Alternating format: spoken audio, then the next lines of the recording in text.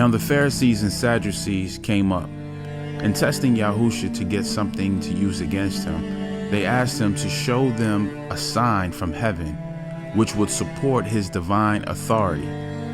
But he replied to them, "When it is evening, you say, 'It will be fair weather, for the sky is red.' And in the morning, 'It will be stormy today, for the sky is red and has a threatening look.'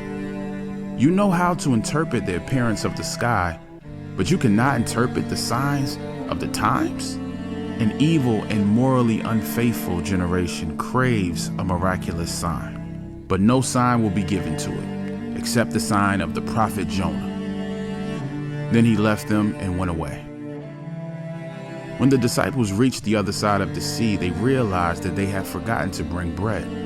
Yahusha said to them, "Watch out and be on guard against the leaven of the Pharisees and Sadducees."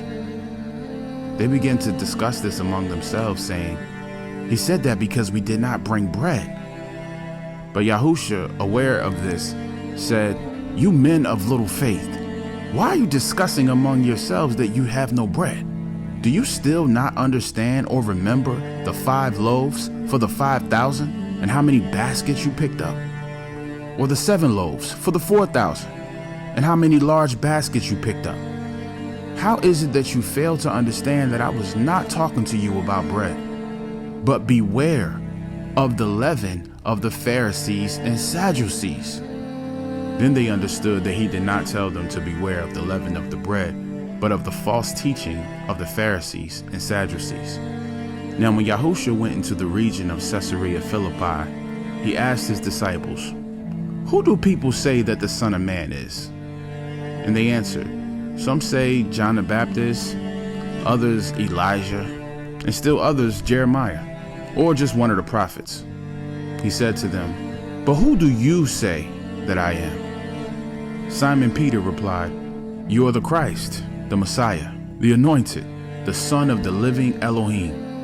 Then Yahusha answered him, "Blessed, happy, spiritually secure, favored by Yah are you, Simon, son of Jonah, because flesh and blood, mortal man did not reveal this to you, but my Father who is in heaven.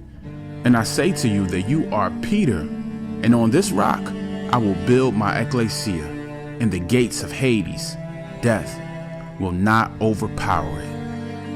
I will give you the keys, the authority of the kingdom of heaven, and whatever you bind, forbid, declare to be improper and unlawful on earth will have already been bound in heaven, and whatever you loose, permit, declare lawful on earth will have already been loosed in heaven."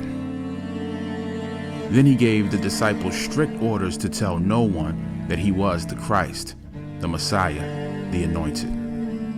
From that time on, Yahusha began to show his disciples clearly that he must go to Jerusalem and endure many things at the hands of the elders and the chief priests and scribes, the Sanhedrin and the Jewish high court, and be killed and be raised from death to life on the 3rd day. Peter took him aside to speak to him privately and began to reprimand him, saying, "May Yah forbid it! This will never happen to you." But Yahusha turned and said to Peter, "Get behind me, Satan. You are a stumbling block to me, for you are not setting your mind on the things of Yah, but on the things of man." Then Yahusha said to his disciples, "If anyone wishes to follow me as my disciple, he must deny himself, set aside selfish interests, and take up his cross, expressing a willingness to endure whatever may come, and follow me, believing in me, conforming to my example in living, and if need be, suffering, or perhaps dying because of faith in me. For whoever wishes to save his life in this world will eventually lose it through death. But whoever loses his life in this world for my sake will find it. That is, life with me for all eternity. For what will it profit a man if he gains the whole world, wealth, fame, success, but forfeits his soul? Or what will a man give in exchange for his soul?